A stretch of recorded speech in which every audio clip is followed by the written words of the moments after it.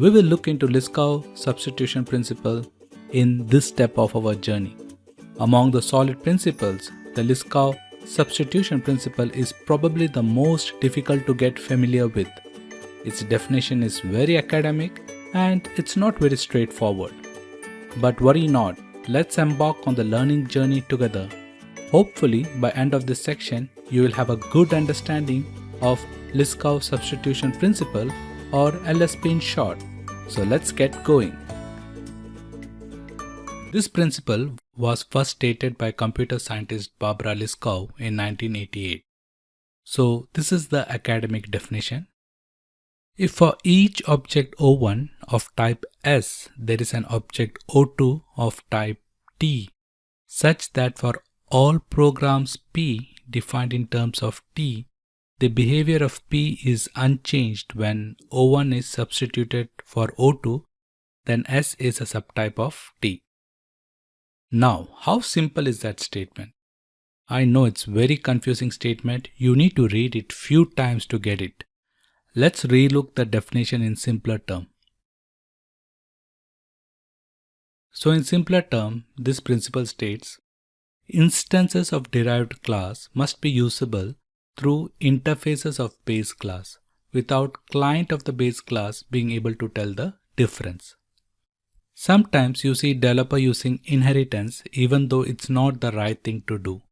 They do it just for the sake of reusing the code. Liskov substitution principle says that subtype must be substitutable for their base type. The principle suggests that parent classes should be easily substituted with the child class without blowing up the application.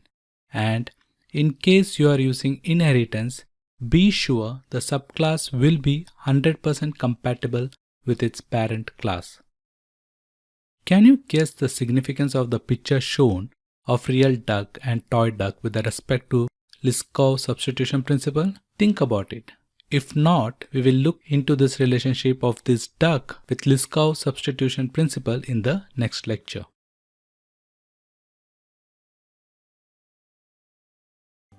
The duck example is one of the most popular example of Liskov substitution principle. Let's consider a duck as a parent class. The class has two methods, one which says if it has laid egg and another method which makes the duck sound. And you know how the duck makes quack sound. Toy duck and domestic duck classes extends this duck class. Now toy duck do not lay egg, so the method lay egg for toy duck throws exception. As per Liskov substitution principle, subtypes must be substitutable for their base types. Wherever in our code we are using a duck class object, we must be able to replace it with the domestic duck or toy duck without exploding our code. What do we mean here is that the child class should not implement code such that if it is replaced by the parent class, then the application will stop running. This is true in case of toy duck as its method lay egg throws exception and does not behave same as parent duck. So this inheritance violates the Liskov substitution principle. To picture this in real world, imagine cooking yourself a vegetable stew. If you are anything like me, you would only put things in there that were edible because you would want to eat the stew without picking through each bite, asking yourself repeatedly, is this edible? Hope you got the concept of Liskov substitution principle or LSP in short. Let's look at the impact of violation of LSP principle and the solution in the. Let's look at a sample scenario. The scenario we are looking here is a payment scenario for employee salary. There are three flavors of salary: monthly salary, hourly salary, and commission-based salary. Only monthly and hourly salary need time card details for its salary calculation. And also salary calculation logic is same for hourly and monthly salary. And commission-based salary run on a separate logic. And commission-based salary do not support time card feature to calculate salary. Let's see how it's set up. Let's look at the architecture. So we have here a parent class pay classification and it has a method calculate salary and add time card details. 3 class hourly, monthly and commission salary extend the pay classification class. So class hourly, monthly and commission salary is child class of parent class pay classification. Calculate salary method is same for both hourly and monthly salary class, so it's defined in the parent class pay classification. And commission salary class overrides this method with its own implementation logic. And add time card detail is again same for hourly and monthly salary class, so it's defined in the parent class pay classification. And since commission class do not have time card feature, this overridden method in commission salary throws no support exception as shown. Sometimes programmer use inheritance to reuse the code, and that's why the add time card details is added to parent class pay classification so that the code can be reused between salary class and hourly class. And this violates Liskov principle. Wherever in your code we are using pay classification class object, we must be able to replace it with any of the child class without breaking the code. But in this case, if we replace it with commission salary and call add time card details method, the client encounters exception and application crash. LSP or Liskov principle states, say I should be able to change to commission based without breaking the code. Anytime you get a method in a base class and they don't have a proper implementation in derivative class or in the child class, then you have Liskov substitution violation. Let's look at the symptoms of violation of Liskov substitution principle. One of the main symptoms of violating Liskov substitution principle is that the client of the base class need to know about the subclass. Now this should not be the case because as client to the base class, it should not be aware and need not to know the details of the subclass. So the two symptoms of violation of LSP is 1. Base class need to know about the subclass and clients of base class need to know about their subclass. So what is the solution? How to ensure the design follows Liskov's substitution principle? Let's into the next chapter where we'll be looking into practical code, the symptom code and even the solution code. So for this part of the section, we'll be looking into two packages. One is com.lsp.paste, where the application is violating the Liskov principle, and the second one is com.lsp.modify, which is a refracted code which follows the Liskov principle. So the code which violates Liskov principle follows the example that we had seen earlier.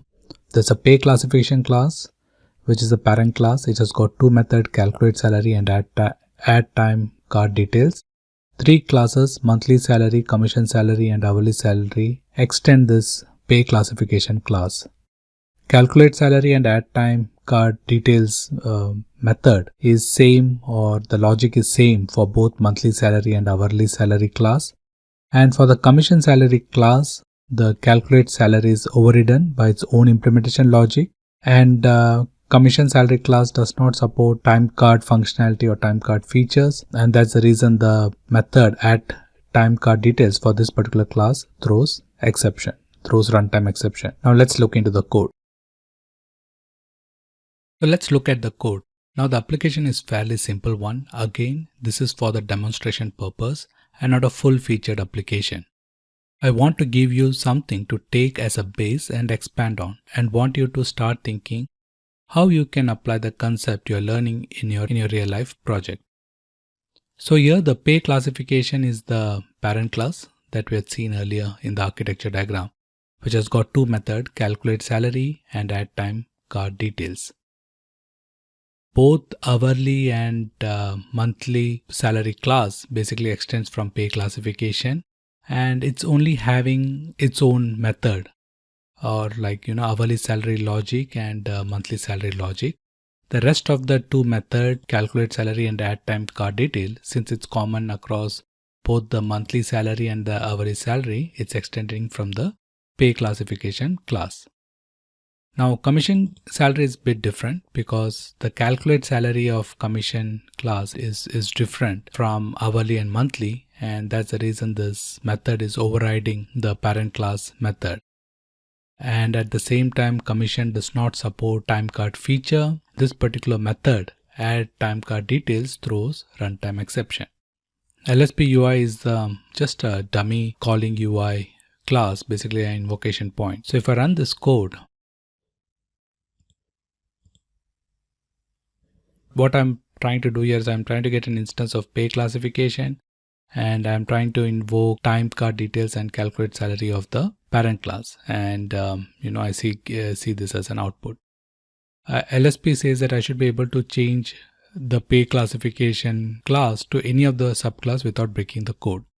So instead of new pay classification, if I mention here commission salary, and if I save this and run this, primarily what's happening is that since the commission salary is not supporting the add time card detail, it's throwing the exception. So this is the violation of Liskov principle, because whenever in our code we are using a pay classification class object, we must be able to replace it with any of the child class. It could be hourly, it could be salary, or it could be commission without breaking the code. But in this case, if we replace the class with the commission salary and calls the add time card details, we see the client, this particular dummy client encounters exception and the application crash. And this is the violation of the Liskov principle. So what's the solution? One of the solution is to look out for common method and park this method in different interfaces. So in this solution, you will have two interfaces, one for pay classification, that is iPay classification, and other one for the add time card details, that is iTimecard interface. And only monthly salary and hourly salary class implement the iTimecard interface. That is, the class only implement the interface it needs. Commission salary will only implement iPay classification interface, as it's only interested in to calculate salary and not in add time card details. So the client will not see the add time card details method when calling the instance of commission salary. Let's see this in code.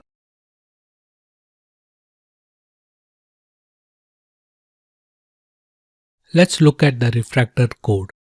So one of the solution is to look out for the common method and park this method in different interfaces. The two interfaces, iPay classification, which has calculate salary method, and iTimecard interface, which has the add timecard details method. And this interface extends from iPay classification. And only monthly salary and hourly salary class implement the iTimecard interface. And commission salary, as it's not interested in add timecard detail method, only implements iPay classification interface. In LSP UI class, the dummy UI class, the instance of iTimecard interface, that is hourly and monthly salary class, will have visibility to both methods, that is add timecard details and calculate salary. Whereas commission salary will only have visibility to calculate salary method. There are multiple ways to do this, and I have shown here only one way. But the point is to make sure you park this method in different interfaces so that we have true implementation in place. This shows we have correct implementation of LSP. In a way, Liskov principle put flashlight on the inheritance structure and helps to look from the light of a true inheritance. So that's a wrap up of Liskov substitution principle, or LSP. Hope you are now more confident with this principle. In a nutshell, this principle states subtypes must be substitutable for their base types.